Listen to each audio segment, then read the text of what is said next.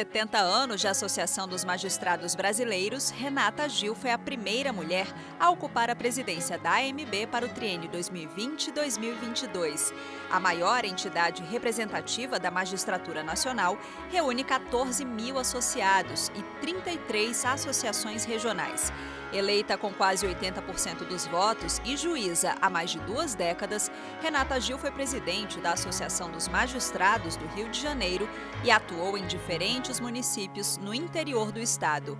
É ainda integrante do grupo de trabalho do Conselho Nacional de Justiça para tratar do cumprimento que institui a Política Nacional de Incentivo à Participação Institucional Feminina no Poder Judiciário. O História e Justiça de hoje recebe a presidente da Associação dos Magistrados Brasileiros, Renata Gil. Renata, muito bem-vinda ao nosso programa. A associação que a senhora preside representa um poder que não foi concebido para buscar a aprovação da opinião pública, mas que hoje atinge níveis recordes de aprovação popular. Quais são os desafios do Poder Judiciário nesse momento? Eu acredito que, em razão do protagonismo do Poder Judiciário, a associação também assumiu esse protagonismo. O juiz, ele geralmente se manifesta nos autos, ele precisa de uma voz. O interlocutor da magistratura hoje, com muita honra, é a Associação dos Magistrados Brasileiros, que corresponde aí a 14 mil magistrados do universo de 18 mil magistrados no país. Então, a gente tem uma legitimidade muito alta. Eu fico feliz, eu fui eleita recentemente com 80% dos votos da minha base. Então, eu acredito que tudo tem relação com o momento em que o país vive, em que tudo é levado ao judiciário. Eu tenho dito isso nas minhas falas públicas, que falam muito em ativismo judicial, mas tal como o ministro Barroso diz, eu acredito que o ativismo é uma lenda. O que nós temos é um protagonismo judicial em razão do alto demandismo judicial. O judiciário é chamado a falar em todos os campos e, por isso, é essa vitrine tão grande. Mas eu acho que quando nós somos bem conhecidos, nós somos bem compreendidos pela sociedade. Então, esse trabalho é o que a gente tem feito de apresentação do Poder Judiciário à sociedade, para ele ser bem compreendido por ela. Renata, esse protagonismo tem sido visto muito claramente durante a pandemia da Covid-19, né? Como é que os poderes da República e os níveis da federação, no seu modo de entender, estão respondendo a esse desafio da Covid-19? Um protagonismo necessário. O Poder Judiciário, desde a declaração de pandemia pela Organização Mundial de Saúde, no dia 11 de março, foi chamado à responsabilidade, esteve presente, né? Nós não fechamos nem um minuto, atuamos desde o primeiro momento. Os números são recordes de produtividade, inclusive em processos eletrônicos, claro, porque processos físicos a gente tem a questão do distanciamento social, mas eu penso que todas as questões relevantes para a sociedade brasileira passaram pelo Poder Judiciário nesse período de pandemia. Desde a não interrupção de energia elétrica para todas as pessoas, especialmente as mais carentes, até mesmo o funcionamento de empresas, destinação de verbas ao combate ao Covid, reabertura de hospitais em falência, criação de UTIs imediatamente pelo Poder Judiciário, enfim, uma gama de questões que foram levadas, apreciadas e decididas. E, nesse sentido, é importante destacar o papel do Supremo Tribunal Federal, que conseguiu, no outro dia eu estava olhando o número de demandas que entraram de respostas, 2.777 demandas só relativas à Covid, 2.600 e poucas decisões relativas à Covid. É um número muito expressivo para uma Corte Suprema, para uma Corte Constitucional. Então, o Poder Judiciário foi chamado à responsabilidade, esteve presente, produzimos mais de 200 milhões de atos processuais, é um número gigantesco de atos processuais, e destinamos mais de 357 milhões ao combate ao Covid. É um momento em que ele equilibra, o Poder Judiciário equilibra as tensões entre os poderes, e por isso nós estamos o tempo todo atentos ao fortalecimento da nossa democracia. É um pilar relevantíssimo do nosso Estado democrático, estamos firmes e buscando, inclusive, o diálogo com os outros poderes. Sobre esse assunto, vamos ouvir uma pergunta do nosso Miguel Matos, fundador e editor do Migalhas. Os tribunais têm informado que a produtividade dos juízes aumentou durante a pandemia com o trabalho remoto. A pergunta que eu faço então à senhora, doutora Renata, é a seguinte: os tribunais vão continuar pós-pandemia com esse trabalho remoto, com as audiências virtuais? Será que esse vai ser o novo normal do judiciário brasileiro? Eu penso que o trabalho remoto vai se estender sobremaneira. A gente experimentou uma nova realidade, uma realidade que era um pouco temida, porque nós não sabíamos se os sistemas do tribunal suportariam toda a demanda. Nós experimentamos isso por necessidade, de uma forma pioneira. Eu tenho dito que os resultados desse trabalho remoto são expressivos, impressionantes e inéditos, vanguardistas. Eu tive reunida com alguns professores e juízes do norte da Califórnia, numa conferência em Berkeley, e eu pude perceber como o Brasil saiu na frente nesse trabalho à distância, no atendimento às partes à distância, a utilização desse Cisco Webex pelo Conselho Nacional de Justiça. Ele disponibilizou a todos os juízes brasileiros de forma direta, sem ter que usar a API dos tribunais, então isso facilita muito. Eu penso que o trabalho remoto, sim, é uma realidade, vai ser ampliado, mas o trabalho da justiça é um trabalho humano, é um trabalho pessoal. Então, tem uma parte muito sensível que demanda a presença física das partes e dos magistrados. Então, a gente vai ter uma ampliação, mas não vamos ter uma supressão total do trabalho físico. E nessa ampliação, a gente trabalha com a hipótese de uma maior celeridade, uma facilidade. O tempo que a gente gasta indo do trabalho para casa, de casa para o trabalho, é poupado, e a gente percebe que hoje os magistrados trabalham muito mais horas, né, até mesmo do que o horário forense, de expediente forense normal, por estarem em casa à disposição. Então, eu penso que é uma realidade importante que vai, inclusive, nos ajudar com o problema da celeridade. Nós temos acompanhado, Renato, um aumento dos índices de violência contra a mulher durante a pandemia, né? A senhora criou uma campanha com o CNJ contra a violência doméstica chamada Sinal Vermelho. Que tipo de impacto a senhora acredita que essa campanha vai gerar na sociedade? Eu penso que é uma quebra de paradigmas também, né? Não porque foi criada agora, é porque a gente sabe que existe um problema de segurança pública no país. A gente sabe que os esforços não eram concentrados para o combate à violência contra a mulher, apesar dos números nos imporem uma política concentrada. Veja, durante a campanha, eu pude perceber, por exemplo, que no Distrito Federal, a segunda maior causa de acionamento do 190 é a violência contra a mulher. Não é o tráfico de entorpecentes, não é a violência ordinária, não é o porte de arma, é a violência contra a mulher. A primeira causa, a perturbação ao sossego, e a segunda, a violência contra a mulher. Então, é uma chaga da sociedade gigantesca que a gente nunca teve a coragem de enfrentar. Então, a campanha chama atenção, primeiro, para as mulheres que vivem encarceradas com seus agressores, aquelas que não têm condição de procurar o sistema de justiça. Por isso, um sinal silencioso na palma da mão, um X vermelho, e esse sinal imediatamente é entendido pelo farmacêutico ou pelo atendente, e ele diz que é o 190 e a polícia faz esse atendimento preferencial. Quando a gente aciona esse atendimento preferencial, a gente coloca a mão numa ferida muito grande, que é exatamente a deficiência das forças de segurança para o atendimento às ocorrências. Então, as reuniões têm sido maravilhosas com a conselheira Maria Cristiana Ziova, do Conselho Nacional de Justiça, que é a responsável comigo pela campanha no país todo. Então, estamos reunidos com secretários de segurança, polícia militar, polícia civil e com farmácias para que o Brasil finalmente baixe esses índices. A gente estima que o aumento da violência contra a mulher durante a pandemia tenha alcançado o percentual de 50%, comparativamente ao mesmo período do ano anterior. Isso é assustador, isso acontece em outros países também, mas é causa de morte de mulheres. Em alguns estados, nós vimos o aumento do número de feminicídios e a diminuição do registro de ocorrências, o que indica que as mulheres não estavam conseguindo fazer suas denúncias e morrendo por causa disso.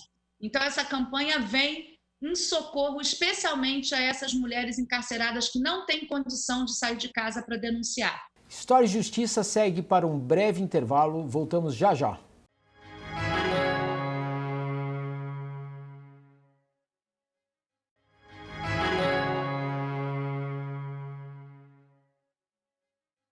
Estamos de volta com História e Justiça, entrevistando hoje a presidente da Associação dos Magistrados Brasileiros, Renata Gil. Vamos ouvir uma pergunta da conselheira do CNJ, Candice Lavocar Galvão Jobim, a respeito do ineditismo de termos uma mulher à frente da AMB. Doutora Renata Gil, Vossa Excelência que conseguiu ultrapassar essa barreira de ter sido a primeira magistrada a ocupar o cargo de presidente da Associação dos Magistrados Brasileiros, eu sei que deve ter uma grande preocupação com esse tema da participação feminina no Poder Judiciário. Eu gostaria de saber, então, como que é o perfil dos magistrados brasileiros, como que está o percentual de mulheres em primeira instância, como está o percentual de mulheres em segunda instância e nos tribunais superiores, se eles são equivalentes, se há alguma política para melhorar o acesso das magistradas aos cargos mais elevados, né? Se há alguma dificuldade para essas mulheres, se vocês já fizeram alguma pesquisa a respeito disso e como que então nós podemos falar que está hoje no Brasil essa participação feminina. Então, para mim é uma honra muito grande presidir a maior associação de magistrados da América Latina, quiçá do mundo, né? E com uma responsabilidade gigantesca sobre os meus ombros, que é representar toda esse perfil feminino da magistratura. Um perfil que, segundo pesquisas realizadas pela própria Associação dos Magistrados há 22 anos atrás, nós tínhamos aproximadamente, chegamos a ter 38%, chegamos a 41% de participação feminina, e agora tivemos um declínio nessa curva de ascensão. A partir do ano de 2010, nós notamos que chegamos a 34% aproximadamente, pela nova pesquisa que realizamos. Nós realizamos no ano passado uma pesquisa interna denominada Quem Somos? A Magistratura que Queremos, coordenadas pelo ministro Salomão e por mim, que à época era vice-presidente institucional da AMB, e nessa pesquisa nós percebemos esse declínio da participação feminina, especialmente no segundo grau. A gente tem estados, por exemplo, em que a gente tem um estado em que a participação é igualitária, que é a Bahia, mas em todos os outros a participação é muito pequena, os índices são muito pequenos. Então, a nossa ideia, e aí há um trabalho em conjunto com o Conselho Nacional de Justiça, é descobrir quais são os entraves físicos, o que a gente entende que é existente já, e aqueles que a gente não vê, né, que são questões relacionadas ao preconceito de gênero mesmo. Esse grupo de trabalho hoje está coordenado pela conselheira Ivana. Ele é uma densificação da resolução 255, que foi criada foi instituída pela ministra Carmen Lúcia, e o grupo de trabalho foi instituído pelo ministro Dias Toffoli já nos seus primeiros dias de gestão à frente da presidência do Supremo Tribunal Federal. Então, alguns incentivos a gente tem buscado no próprio Conselho, por exemplo, a participação feminina em bancas de concurso, né, na magistratura. Então, algumas ações nós já estamos engendrando, mas ainda falta uma política coordenada, primeiro de diagnóstico e depois de políticas públicas mesmo para o incentivo. A gente sabe que muitas mulheres ainda têm a concepção patriarcal de que são elas as responsáveis pela casa e que elas não podem abrir mão disso ou trocar com o marido, né, esse papel, essa função. Então, tudo que nós fazemos hoje é inspirar, né, e estudar novas políticas para essa inserção. Certamente a estratégia para uma maior participação feminina nos tribunais superiores é diferente da estratégia para buscar uma maior participação nos tribunais de segunda instância e obviamente, na primeira instância, nos concursos. Como a senhora vê essas diferenças de estratégia, se já há alguma coisa engatilhada nesse sentido? Não, a gente ainda não vê nenhuma estratégia porque há uma resistência muito grande, né, dos órgãos todos de cúpula em implementar essas políticas. Mas eu penso que a inclusão de mulheres nas comissões e nos órgãos que deliberam essas questões todas é muito importante. Quando a mulher participa da política pública, ela, na verdade, acaba sensibilizando, né, os seus pares do sexo masculino, que há uma necessidade. Eu noto que nas cortes superiores já há uma concepção bastante clara disso.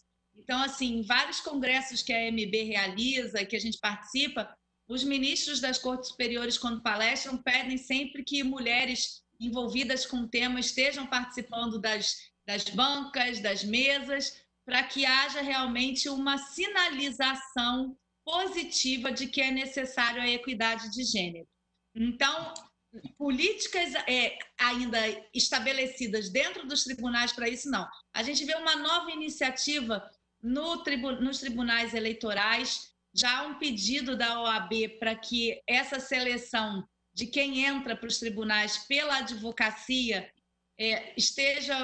formem-se listas paritárias. Então, já há uma sinalização, inclusive, da ordem com relação a esse tema. O que nos deixa muito feliz, a AMB, claro, encampa tudo isso, nós endossamos esse ofício recentemente ao TSE.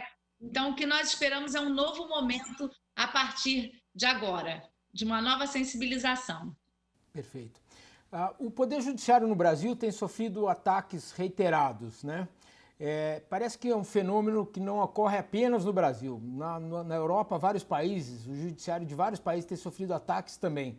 Mas aqui no Brasil, nós temos tido, inclusive, um ataque centrado no judiciário e que evoca muitos, digamos, um certo saudosismo com relação ao período militar. Como é que a senhora vê a ideia de que os militares possam ter um protagonismo maior na política brasileira fora do voto? O que representou a Constituição para nós e quais são os riscos que nós enfrentamos nesse momento? Eu acho que é absolutamente incompatível com o nosso sistema constitucional qualquer protagonismo, os militares, né, assumirem um papel moderador. Eu acho que nem eles querem, eles não sinalizaram nada nesse sentido. Isso é concepção de grupos pequenos, esparsos, que têm tentado fragilizar o nosso sistema democrático. Nós não admitiremos, mesmo que pontuais, esses ataques, eles são sérios e precisam ser repelidos. Então, por esse motivo, a AMB recentemente foi protagonista de um grande ato em defesa da democracia, em defesa do Poder Judiciário, em defesa do Supremo Tribunal Federal, que foi frontalmente atacado. Quando nós vimos aquela manifestação à noite, com pessoas vestidas, né, com trajes que nos remetem a sistemas que foram abolidos e sistemas que causaram mortes de pessoas inocentes, nós ligamos um sinal de alerta e pensamos, é a hora da magistratura reagir e mostrar que não admitiremos quaisquer retrocessos. Retrocessos esses que não têm nenhuma porta de entrada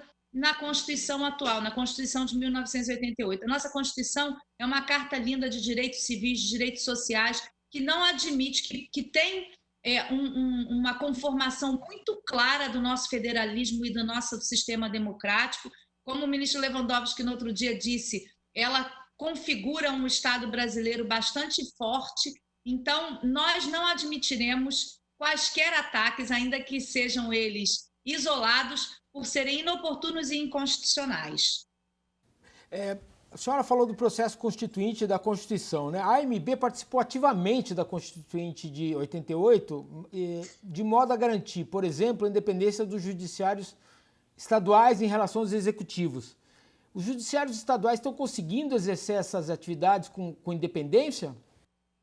Sim, apesar de volta e meia nós termos algum abalo a isso, mas a AMB tem estado muito vigilante. Nós recorremos várias vezes ao Supremo Tribunal Federal, né, buscando a garantia dessa autonomia, especialmente a autonomia financeira. Nós percebemos que alguns estados brasileiros entraram num processo falimentar e quiseram tocar, né, no 12º Constitucional. Então, nós fomos muito vigilantes e atentos a isso.